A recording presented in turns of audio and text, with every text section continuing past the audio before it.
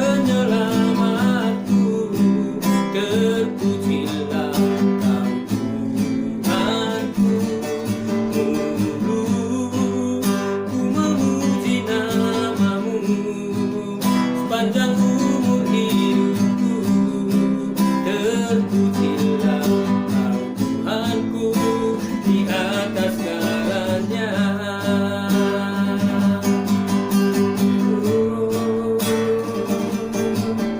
Yesus, padamu ku berseru, Kaulah penyelamatku, terpujilah Kau Tuhanku.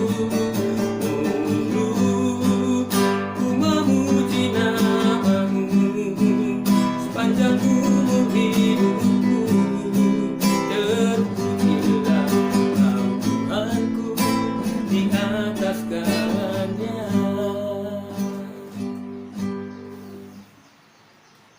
Salam saudara, senang kembali saya boleh bersama dengan kita pada hari ini.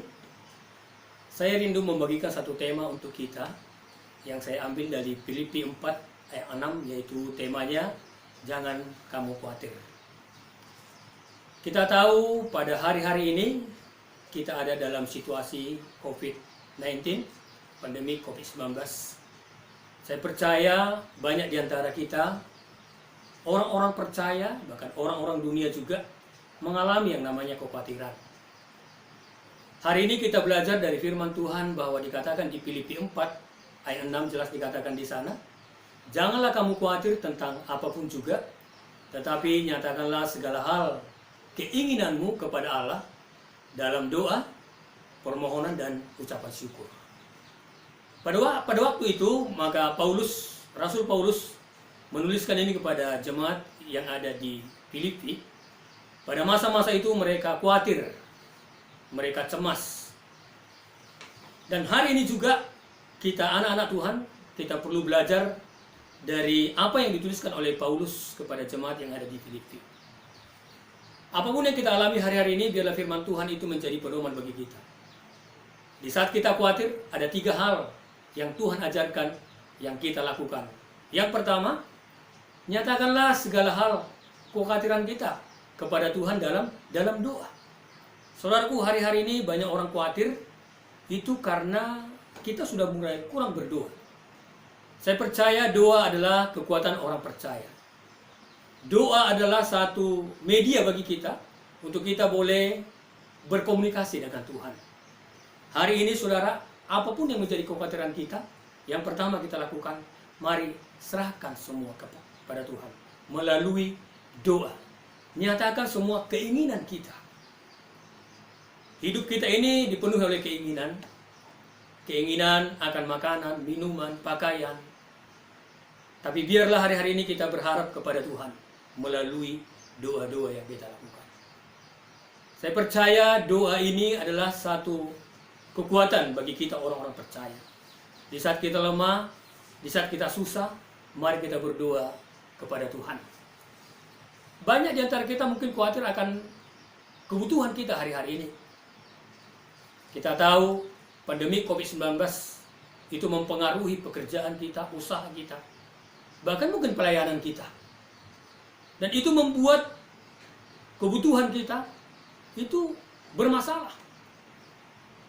Makanan kita, minuman kita, di akhir bulan atau mungkin di pertengahan bulan itu bisa kurang, saudara. Tapi hari ini mari kita belajar, kita sepakat dengan apa yang Tuhan katakan dalam hidup kita.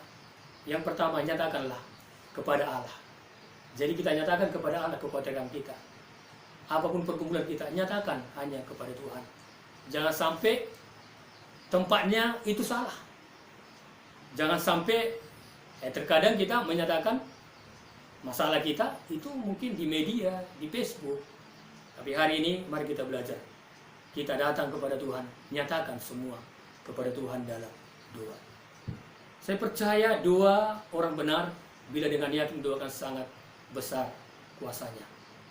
Ketika kita berdoa, ada pujian berkata, mujizat itu nyata dalam kehidupan kita. Saya mengalami hari-hari ini, saudara. Pandemi COVID-19 itu mempengaruhi pelayanan saya. Udah pasti pelayanan itu pasti nggak lagi sebesar yang sebelum COVID-19. Tapi saya percaya saudara, saya selalu berdoa kepada Tuhan. Saya berserah kepada Tuhan. Alkitab berkata di Mazmur 37 ayat 5, Alkitab berkata demikian, serahkanlah segala kekhawatiranmu kepada Tuhan dan percayalah kepadanya, maka ia akan bertindak. Jadi saya percaya saudara, saat kita berserah kepada Tuhan, kita nyatakan kepada Tuhan melalui doa, maka mujizat itu akan nyata dalam kehidupan kita. Yang kedua dikatakan, biarlah kita nyatakan semua keinginan kita kepada Tuhan dengan permohonan. Ini penting. Jadi saat kita datang kepada Tuhan, kita perlu memohon. Yang namanya memohon, itu tangan kita di bawah. Makanya ada surat permohonan, kata-katanya itu memohon. Kami memohon, gitu ya. Jadi kita juga sama Tuhan, kita betul-betul memohon kepada Tuhan. Jadi betul-betul kita memiliki rasa hormat yang tinggi kepada Tuhan kita. Yang namanya memohon, sekali kita memohon mungkin nggak langsung dijawab. Tapi jangan berhenti. Mulai 2 kali. Mungkin 2 kali udah memohon, belum juga dijawab. Lakukan terus sampai 3 kali, 4 kali. Saya percaya kita beribadah kepada Allah yang tidak pernah curang dalam hidup kita. Dan dia Allah yang tidak pernah berdusta bagi kita. Dia konsisten dan dia konsekuen akan janji-janjinya. Saya percaya dengan segenap hati apa yang Tuhan janjikan, apa yang Tuhan firmankan dalam Alkitab ini, semuanya akan Tuhan nyatakan, Tuhan akan genapi tepat pada waktunya. Ada ribuan janji-janji Tuhan di Alkitab yang kita miliki saudara. Itu sebabnya perjanjian lama dan perjanjian baru. Sehingga saat kita yakin dan percaya, firman Tuhan pasti akan digenapi dalam kehidupan kita. Yang terakhir dikatakan, nyatakan keinginan kita dengan ucapan syukur. Ini sangat penting sekali. Mengucap syukur di sini bukan berarti dalam keadaan baik. Waktu Paulus menuliskan itu kepada jemaat di Filipi, Paulus itu sebenarnya dalam keadaan tidak baik. Dia ada dalam penjara pada masa itu. Tapi dia menuliskan kepada jemaat yang ada di Filipi supaya mereka selalu mengucap syukur. Mengucap syukur itu akan membuka pintu surga dalam kehidupan kita. Orang yang mengucap syukur adalah orang yang masih percaya kepada Tuhan. Orang yang mengucap syukur adalah orang yang senantiasa masih berharap hanya kepada Tuhan. Hari ini Bapak dan Ibu yang saya kasihi dalam nama Tuhan Yesus Kristus, mari kita rendahkan diri kita di hadapan Tuhan. Saya percaya apapun yang kita alami hari-hari ini, biarlah jangan keluar dari mulut kita sungguh-sungguh. Jangan keluar dari mulut kita hanya hati yang mengeluh, komplain, selalu menyalahkan. Saudaraku, itu yang pernah dialami orang-orang Israel. Pada saat itu mereka sudah mengalami yang namanya mujizat. Ada tiang awan, ada tiang api. Ada manna turun dari surga. Mereka kenyang. Tapi apa yang terjadi saudara? Banyak di antara mereka bersungut-sungut. Bahkan mereka berkata, lebih baik kami pergi ke Mesir. Mereka bersungut-sungut kepada Musa pada saat itu. Sehingga kalau kita lihat di 1 Korintus 10, di situ catat 1 Korintus 10 ayat 10, saat mereka bersungut-sungut, maka malaikat maut itu datang kepada mereka. Hari ini mari kita belajar saudara. Saya percaya mungkin ada banyak alasan kita untuk mungkin tidak mengucap syukur dengan keadaan kita alami sekarang. Kadang-kadang Tuhan, bagaimana mungkin aku mengucap syukur? Memang secara manusia, secara daging bisa saja seperti itu. Tapi hari ini mari kita belajar. Kita sepakat dengan apa yang Tuhan katakan. Mengucap syukurlah dalam segala hal kepada Allah. Karena itulah yang dikehendaki kita dalam Kristus Yesus bagi kita. Hari ini mari kita mengucap syukur saudara. Mengucap syukur dalam semua keadaan. Sekalipun dalam keadaan kekurangan, mari kita bersyukur. Tuhan, terima kasih. Aku percaya tahun yang akan datang akan lebih baik daripada tahun ini. Orang yang mengucap syukur seperti itu, perkataannya itu selalu positif. Perkataannya itu selalu membangun saudara. Dia selalu optimis, tidak pesimis. Dia akan melangkah dengan pasti. Karena dia tahu di depan jauh lebih baik daripada apa yang ada hari ini. Saudaraku, ada beberapa contoh kita lihat di Alkitab. Pada saat Tuhan Yesus dan murid-murid mereka sedang melayani. Saat itu dikatakan banyak orang berbondong-bondong mengikuti pelayanan Tuhan Yesus. Hari sudah malam. Sudah malam pada saat itu. Murid-murid berkata kepada Tuhan Yesus, Tuhan Yesus, suruhlah mereka pulang. Karena kita tidak punya makanan untuk memberi makan yang banyak. Bayangkan saudara, pada saat itu ada 5.000 orang laki-laki, belum termasuk wanita dan anak. Tapi Tuhan katakan pada murid-murid saat ini, kamu harus memberi mereka makan. Saudaraku, saya percaya saat itu murid-murid dalam keadaan mungkin gelisah, gak masuk akal, bagaimana caranya? Tidak ada di situ pada saat itu yang menjual makanan, tidak ada saudara. Tapi karena Tuhan katakan seperti itu, maka murid-murid berkata kepada Tuhan Yesus, tidak ada makanan di sini. Mau kita beli pun gak ada Tuhan. Hanya ada 5 roti, 2 ikan. Itu pun bekal seorang anak kecil. Dan Tuhan katakan, bawa kemari. Singkat cerita, dibawalah 5 roti, 2 ikan. Diserahkan kepada Tuhan. Saat itu Tuhan Yesus mau menerima itu, dan dia mengangkat 5 roti, 2 ikan. Dan dia melihat ke surga. Dan dia berkata kepada Bapaknya, terima kasih buat berkat ini Bapa. Dan apa yang terjadi? Saat dia mengucap syukur dengan 5 roti, 2 ikan, tiba-tiba saudara, terjadi berkat yang luar biasa. Ada mukjizat yang besar. Dan Tuhan katakan, bagilah terus. Bagi semua sampai mereka kenyang. Dibagi, dan dibagi. Saudaraku, tidak habis-habis berkat itu, saudara. Mereka semua makan sampai kenyang. Makan 5.000 orang. Laki-laki, belum termasuk wanita dan anak. Kalau kita kali-kalikan, itu ada sebanyak 20.000 orang yang makan sampai kenyang pada saat itu. Bahkan singkat cerita saudara, di akhir cerita dikatakan ada sisa 12 bakul saudara. Ini luar biasa. Jadi saat kita mengucap syukur, percayalah, berkat pelipat gandaan akan kita alami. Saya nggak tahu bagaimana presiden kita hari-hari ini.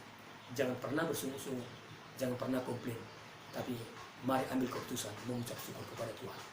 Saat kita mengucap syukur, percaya hati kita selalu bergairah. Hati kita selalu percaya hanya kepada Tuhan. Saudaraku, jangan mau mendengar kadang nasihat-nasihat orang. Jangan mau kadang-kadang kita terkontaminasi dengan nasihat-nasihat dunia ini. Tapi kita fokus kepada apa yang Tuhan katakan dalam kehidupan kita. Yang kedua, suatu ketika Paulus dan Silas juga di Kisah Rasul 16 ayat 23 sampai 29, di situ dicatat saudara. Pada saat Paulus mereka melayani, memberitakan kabar baik, orang-orang di situ enggak senang. Pemimpin-pemimpin saat itu tidak ada yang senang. Sehingga mereka memasukkan Paulus dan Silas ke dalam penjara yang sangat gelap pada saat itu saudara. Mereka dimasukkan ke penjara, kaki mereka dipasung. Penjara zaman dulu saudara itu besar, betul-betul dahsyat dan memang mengerikan. Sebenarnya bisa aja Paulus dan Silas itu komplain, Tuhan, apa yang kami alami ini? Apa yang kami dapatkan? Kami memberitakan kabar baik, kami melayani. Tapi kok kami ada di tempat ini? Bisa aja secara manusia, bisa aja mereka bersungut-sungut, bisa aja mereka komplain. Sama seperti yang kita alami juga mungkin. Tuhan, kami udah percaya, kami udah beribadah, kami sudah melayani Tuhan. Tapi kenapa kami mengalami hal yang seperti ini Tuhan? Saudaraku, kita nggak mengerti. Pandemi COVID-19 kita nggak mengerti juga sampai hari ini. Tapi apa bagian kita? Kita tetap mengucap syukur. Saudaraku, pada saat Paulus dan Silas mereka mengucap syukur, Alkitab berkata pada waktu malam maka mereka menaikkan doa pujian, puji-pujian kepada Allah. Bayangkan dalam keadaan kesesakan, dalam keadaan tertekan, mereka tidak komplain, tidak bersungut-sungut, tapi mereka mengucap syukur kepada Allah. Apa yang terjadi? Tiba-tiba sendi-sendi penjara itu terbuka dan mereka terlepas. Saya percaya saat kita mengucap syukur ada berkat kelepasan dalam hidup kita. Apapun yang mengikat kita hari ini, apapun yang menekan kita hari ini, percayalah. Saat kita mengambil keputusan untuk mengucap syukur, percayalah, kelepasan, kelegaan akan terjadi dalam hidup kita. 3 hal yang perlu kita miliki. Itu saja kita katakan, jangan khawatir tentang apapun juga. Makanan, minuman, pakaian, semua itu dicari oleh bangsa-bangsa. Dan kita anak-anak Tuhan, kita adalah bukan orang-orang seperti itu. Kita, Alkitab berkata, biarlah kita mencari dahulu kerajaan Allah dan kebenarannya, semuanya akan Tuhan tambahkan kepada kita. Tidak perlu khawatir. Di Matius 6 ayat 27 dikatakan, kalau kita khawatir, apakah itu dapat menambah sehasta dalam jalan hidup kita? Enggak ada. Orang khawatir bukan makin baik kehidupannya. Orang yang khawatir kehidupannya makin lama, makin tidak baik. Tapi saat kita berdoa, bermohon dan mengucap syukur, saya percaya kehidupan kita pasti akan semakin baik. Semoga Tuhan memberkati kita. Salam. Amin.